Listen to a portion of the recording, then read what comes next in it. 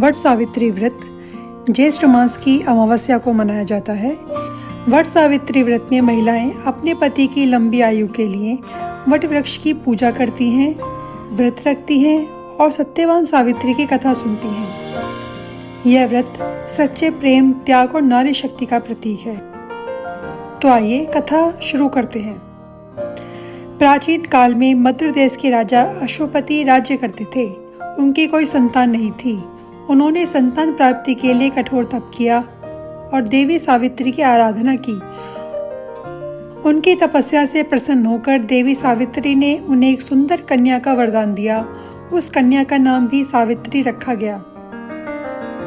सावित्री जब विवाह योग्य हुई तो स्वयंवर के लिए योग्य वर की खोज की गई, लेकिन सावित्री ने स्वयं एक महान तपस्वी और धर्मात्मा राजकुमार सत्यवान को पति रूप में चुना, जो कि वन में अपने अंधे माता पिता के साथ जीवन यापन कर रहे थे। जब नारद मुनि ने बताया कि सत्यवान 1 साल में ही मृत्यु को प्राप्त होंगे, तो भी सावित्री अपने निर्णय पर अडिग रही और सत्यवान से विवाह कर लिया। विवाह के बाद सावित्री अपने पति के साथ वन में रहने लगी और पूरी निष्ठा से अपने सास ससुर की सेवा करने लगी।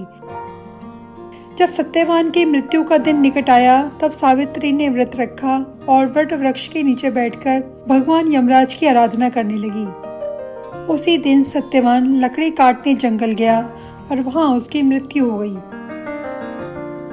यमराज उसकी आत्मा को ले जाने लगे तो सावित्री भी उनके पीछे पीछे चलने लगी।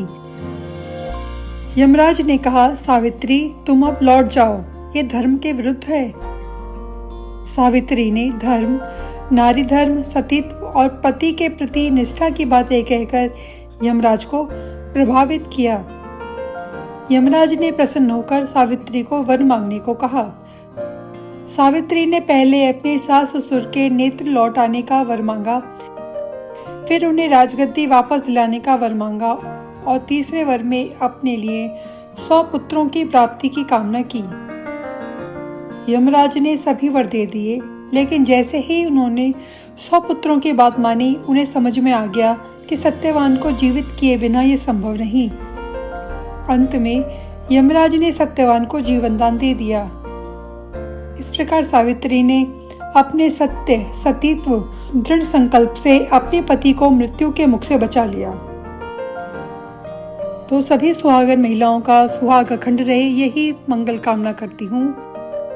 आप सभी को वट सावित्री व्रत की हार्दिक शुभकामनाएं।